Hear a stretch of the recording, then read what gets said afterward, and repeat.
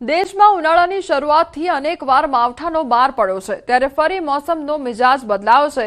મે મહિનાની કાળઝાળ ગરમીની વચ્ચે આખા દેશમાં મોસમનો મિજાજ અચાનક બદલાયો છે। ચોમાસાની વિધિવત શરૂઆત થાય તે પહેલા જ જાણે વાદળો અધીરા બન્યા હોય તેમ દેશના અનેક રાજ્યોમાં તોફાની વરસાદી માહોલ જામ્યો છે। ચોમાસાનો શુભારંભ થાય તે પહેલા જ વાદળ જાણે કે અધીરા બની ગયા છે। દેશના અનેક રાજ્યોમાં છેલ્લા 2 દિવસથી વરસાદી માહોલ સર્જાયો છે। વરસાદી માહોલ પણ એવો જાણે ઠેક ઠેકાણે જળબંબાકારની સ્થિતિ સર્જી છે। તો આ તરફ ઉત્તર પ્રદેશમાં વાવાઝોડા સાથે ધોધમાર વરસાદ અને કરા પડતા જનજીવન પ્રભાવિત થયું। દ્રશ્યમાં જોઈ શકાય છે કે રસ્તા પર બોર જેવડા કરા પડી રહ્યા છે। જોરદાર કરાના વરસાદના કારણે વાહન ચાલકો પરેશાન થયા હતા। વરસાદ અને કરાના કારણે ટામેટા, મરચા સહિતના પાકને ભારે નુકસાન થયું। અચાનક બદલાયેલા હવામાને ખેડૂતોની ચિંતામાં વધારો કર્યો છે। તમિલનાડુમાં ભારે પવન સાથે મિની વાવાઝોડું ત્રાટક્યું હતું, જેના કારણે અનેક જગ્યાએ વૃક્ષો જમીનદોસ્ત થઈ ગયા હતા।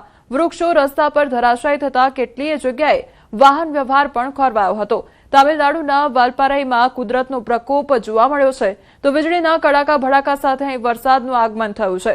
ગાજવીજ અને કરાના વરસાદથી જનજીવન પ્રભાવિત થયું છે, તો બીજી તરફ ભારે વરસાદ, કરા અને પવનના કારણે ખેતી પાકોને નુકસાન જવાની ભીતિ પણ સેવાઈ રહી છે।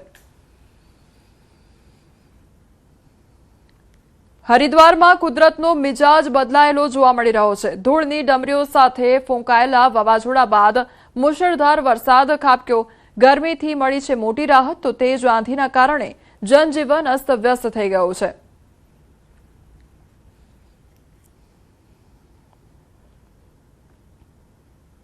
મહેસાણાનું બ્રાહ્મણવાડા ગામ કે જ્યાંની લાલ અને મીઠી ડુંગળી ગુજરાત જ નહીં પરંતુ મહારાષ્ટ્ર સુધી પ્રસિદ્ધ છે, પરંતુ આ વર્ષે ખેડૂતો માટે પરિસ્થિતિ ચિંતાજનક બની છે।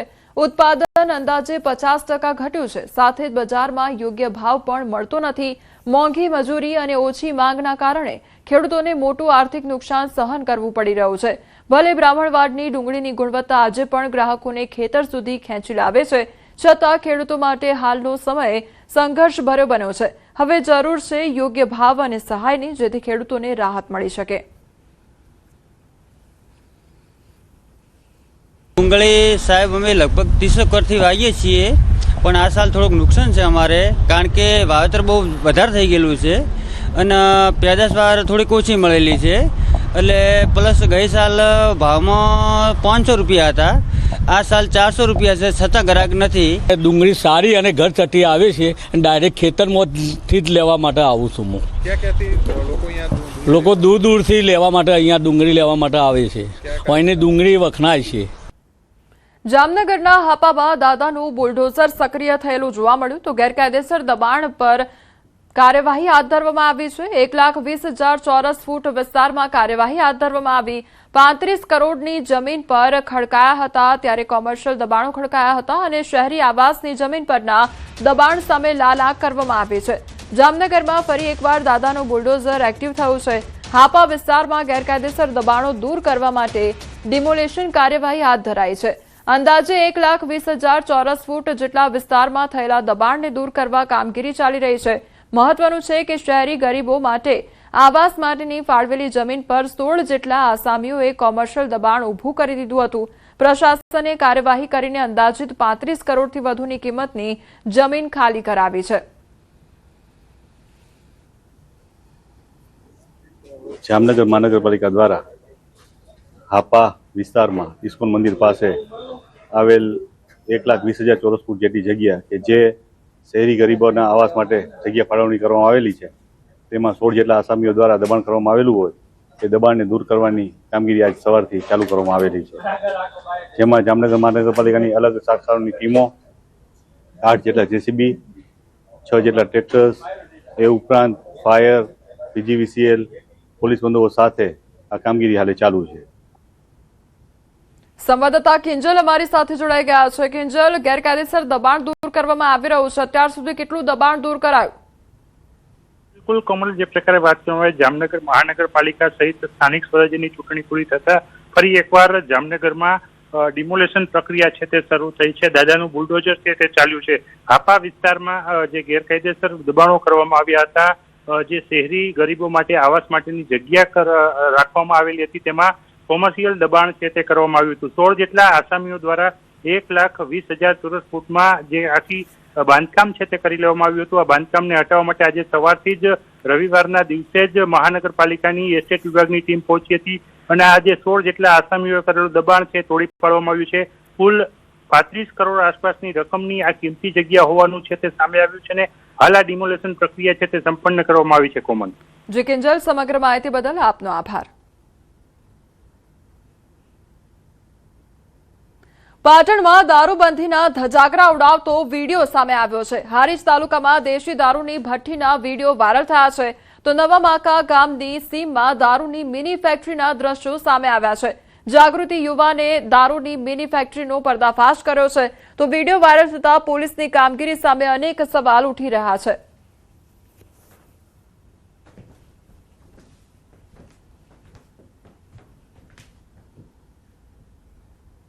સમાચારમાં હવે આગળ વાત કરીએ એસીમાં બ્લાસ્ટ વિશે.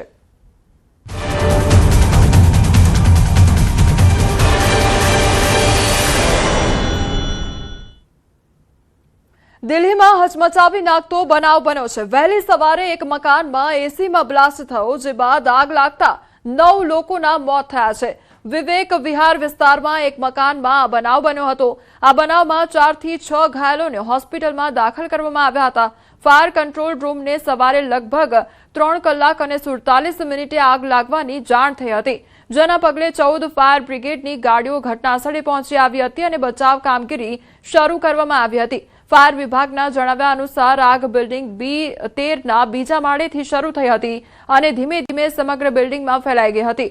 લગભગ 2.5 કલાકની મહેનત પછી સવારે 6 કલાક અને 25 મિનિટે આગ પર કાબુ મેળવી લેવામાં આવ્યો હતો, પરંતુ ત્યાં સુધીમાં નોંધપાત્ર નુકસાન થઈ ચૂક્યું હતું તો બચાવ ટીમે 14 થી 20 લોકોને બચાવ્યા હતા. સ્થાનિકોના મતે આગ એસી બ્લાસ્ટને કારણે લાગી હોઈ શકે છે.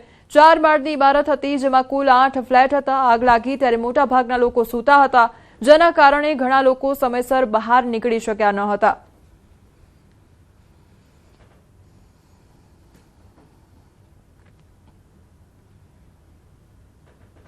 તો બનાસકાંઠા અને દિલ્હીમાં એસીમાં બ્લાસ્ટની ઘટનાથી લોકોમાં હવે ભય વ્યાપ્યો છે. ત્યારે ન્યૂઝ 18 ગુજરાતીએ નિષ્ણાંતનો અભિપ્રાય મેળવ્યો છે. એસીમાં આગની ઘટનાને લઈને નિષ્ણાંત મેઘરજભાઈએ જણાવ્યું કે ઓછો પાવર લોડ, સતત ઓછા ટેમ્પરેચર પર એસી ચલાવવાને કારણે બ્લાસ્ટની ઘટનાઓ બને છે અને વર્ષો સુધી એક જ એસી ચલાવવાને કારણે પણ બ્લાસ્ટ થઈ શકે છે. આગ અને બ્લાસ્ટની ઘટનાઓ ટાળવા તેમણે કેટલાક સૂચનો પણ કર્યા છે. ગરમી પ્રમાણે એસીનું ટેમ્પરેચર 24 થી લઈને 26 સુધી જ રાખવું જોઈએ. ખૂબ જૂના એસીનો ઉપયોગ ન કરવો જોઈએ. સમયસર એસીની સર્વિસ પણ કરાવવી જ જોઈએ.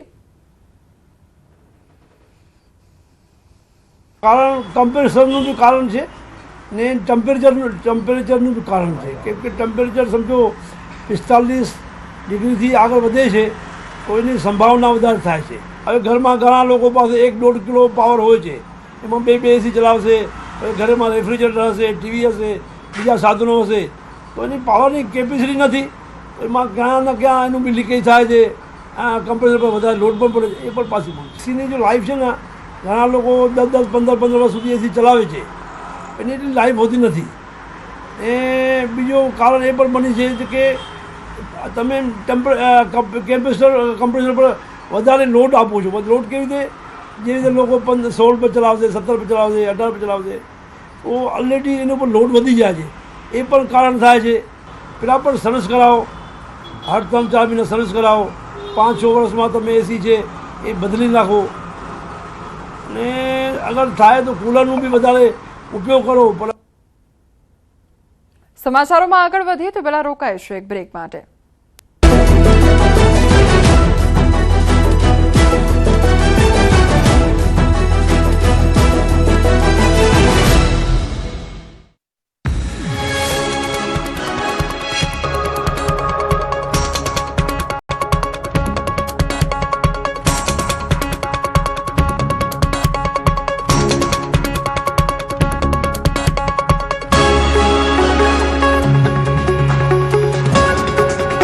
ચોવીસ કલાક બાદ ગરમીથી મળશે રાહત. હવામાન વિભાગે કરી છે મોટી આગાહી. હજુ 24 કલાક સહન કરવી પડશે ભીષણ ગરમી. 24 કલાક બાદ ગરમીમાં થશે ઘટાડો.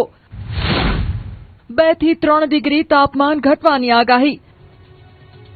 કાળઝાળ ગરમીથી શેકાઈ રહેલા ગુજરાતીઓ માટે રાહતના સમાચાર છે.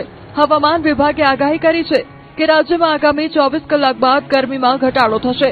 24 કલાક સુધી તાપમાન યથાવત રહેશે. ત્યારબાદ 2 થી 3 ડિગ્રી તાપમાન ઘટી જશે. આ દરમિયાન અમદાવાદનું મહત્તમ તાપમાન 44 ડિગ્રી રહેવાનું અનુમાન लगावવામાં આવ્યું છે.